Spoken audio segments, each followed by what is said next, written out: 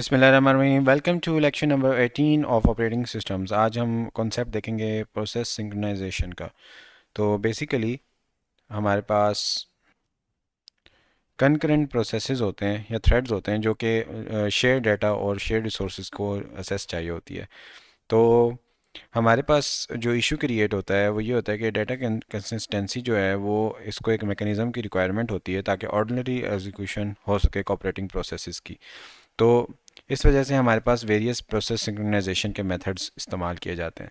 जैसे हमने producer consumer problem देखी थी कि प्रोड्यूसर बहुत ज़्यादा प्रोड्यूस कर रहा है और कंज्यूमर जो है वो इतना ज़्यादा कंज्यूम नहीं कर रहा तो बफर फुल हो जाता है।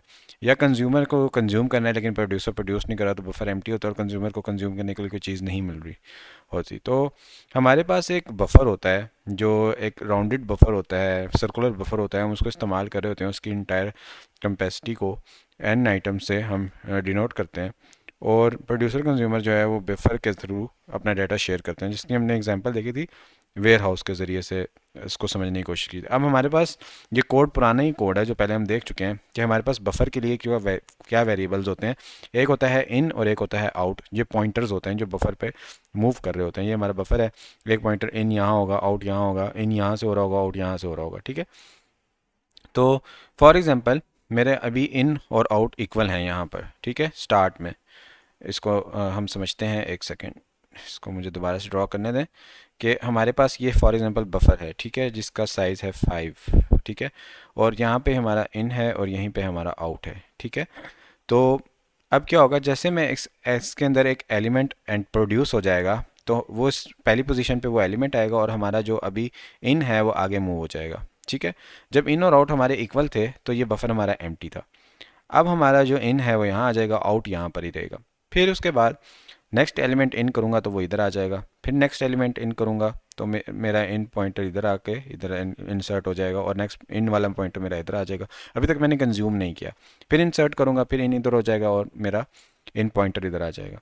फिर इन प्रोड्यूस करूँगा तो यहाँ पे मेरा प्रोड्यूस होकर एलिमेंट आ जाएगा और इन जो है मेरा, अब यहाँ पे जब मैं देखूँ तो मेरा इन जो है उसका +1 अगर मैं करूँ तो वो आउट के इक्वल बन रहा है। अगर मेरा इन का +1 करके और मॉडुलस बाय टोटल साइज करके आउट के इक्वल बन रहा है। मॉडुलस बाय टोटल साइज का मैंने पहले एक्सप्लेन किया था कि मॉडुलस हम क्यों करते हैं। मॉडुलस सही होता है कि साइज के अंदर अंदर की वैल्यू रिटर्न हो रही होती है क्योंकि वो रिमाइंडर रिटर्न कर रहा होता है। और हमारा इन+1 अगर मॉडुलस से डिवाइड करके आउट के बराबर आ रहा है तो इसका मतलब हमारा बफर फुल हो चुका है। इस टाइम पे ये फुल की कंडीशन है। तो यही कोड में सारी चीज़ें लिखी हैं। इसमें उन्होंने इन और आउट के बजाय काउंटर एक ले लिया। ठीक है, कि फॉर एग्जांपल हमारे पास अब काउंटर है। ठीक है, अब काउंटर अगर बफर साइज के इक्वल है इसका मतलब बफर जो है वो फुल हो चुका है। तो आप प्रोड्यूसर कुछ प्रोड्यूस ना करे।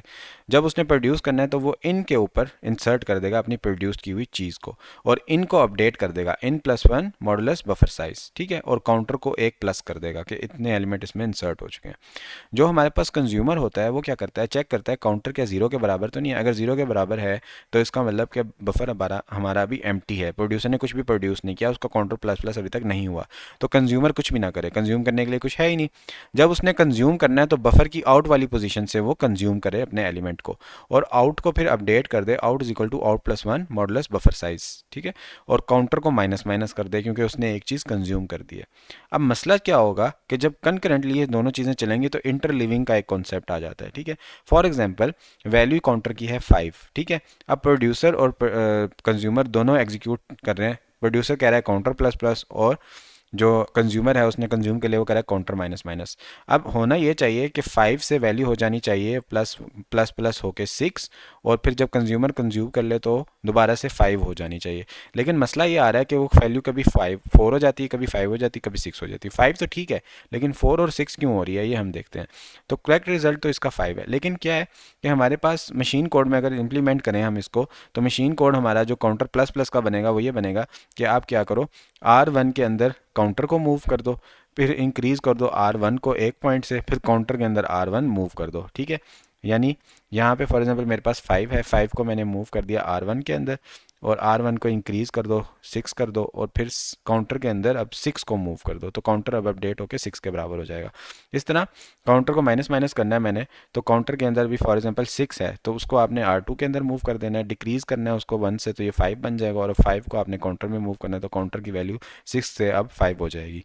तो अब अगर प्रोड्यूसर और कंज्यूमर दोनों एक ही टाइम पे अपडेट करने की कोशिश करें तो उनका कोड थोड़ा आगे पीछे जो है ना रन हो जाता है। क्या होता है कि फॉर एग्जांपल मूव काउंटर हुआ तो 5 चला गया R1 के अंदर, अब इंक्रीज़ हुआ तो ये R1 6 के बराबर हो गया। अब बजाय इसके कि ये R1 की वैल्यू काउंटर में जाए, ये वाली कंडीशन एग्जीक्यूट होने से पहले ये कंडीशन एग्जीक्यूट हो जाती है कंज्यूमर वाली, क्योंकि दोनों प्रोसेस एक साथ चल रहे थे। इसका जो काउंटर में 5 की वैल्यू है वो R2 में चली जाती है, क्योंकि काउंटर अभी तक अपडेट नहीं हुआ और R2 डिक्रीज होकर 4 हो जाता है। अब मूव करते हैं काउंटर में R1, तो R1 में से 6 था और R2 को मूव करते हैं काउंटर के अंदर तो वो 4 था। अगर ये वाली प्रोड्यूसर वाली वैल्यू पहले एग्जीक्यूट हो रहा है कोड तो 6 आ जाता है आंसर। अगर कंज्यूमर वाला जो सॉरी अगर प्रोड्यूसर वाला बाद में हो रहा है तो हमारे पास आंसर 6 आ जाता है। अगर कंज्यूमर वाला बाद में हो रहा है जैसे इस केस में तो हमारे पास आंसर 4 हो जाता है।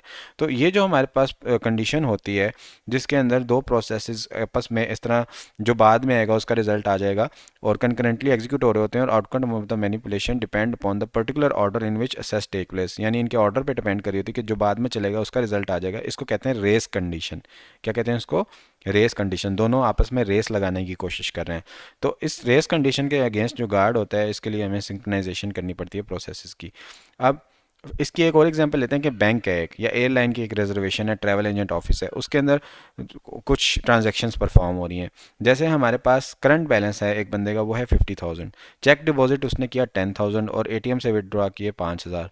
जब चेक डिपॉजिट किया तो ये 60,000 हो जाने चाहिए, फिर एटीएम से जब विदड्रॉ करे 5,000 तो 55,000 हमारा रिजल्ट आना चाहिए। ठीक है, लेकिन इसमें भी यही हो रहा है। अब हमारा जो डिपॉजिट हो रहा है बैलेंस हमारा पहले ए में जाएगा, फिर ऐड हो जाएगा ए के अंदर डिपॉजिट जो 10,000 हमने किया। ठीक है, ये 50,000 बैलेंस था, ये ए में मूव हो गया, फिर ए अकोमोलेटर के अंदर हमने ऐड कर दिया डिपॉजिट 10,000, 10,000 इसके अंदर ऐड हो गया। अब जो हमारा बैलेंस है उसको अपडेट कर दो ए से, तो बैलेंस हमारा अपडेट हो जाएगा 60,000 हो जाएगा। ठीक है, विदड्रॉ करेंगे तो हमारा बैलेंस अभी 60,000 है, 60,000 को हम बी में मूव कर देंगे। फिर सब्ट्रैक्ट करेंगे विदड्रॉन, विदड्रॉन हमने किया 5,000, जब 60,000 में से हम माइनस करेंगे 5,000 को तो हमारा जो आंसर होगा वो 55,000 होगा और वो हम बैलेंस को इसके अंदर बैलेंस के अंदर इंसर्ट कर देंगे तो हमारा बैलेंस बन जाएगा 55,000। तो अलग अलग तो ये एग्जीक्यूट हो रहे हैं तो ये चीज़ बिल्कुल ठीक हो रही है, लेकिन कंकरेंटली जब वो एग्जीक्यूट होते हैं तो वही मसला आ जाता है। पहले हमारा बैलेंस ए में गया 50,000, फिर हमने डिपॉजिट कर दिया 10,000 तो ये 60,000 बन गया। अब एग्जीक्यूट ये चीज़ होनी चाहिए थी कि बैलेंस अपडेट होता है, लेकिन बैलेंस अपडेट नहीं हुआ। बैलेंस के अंदर 50,000 पड़ा रहा, वो बी में गया 50,000 और फिर विदड्रॉन हुआ 45,000।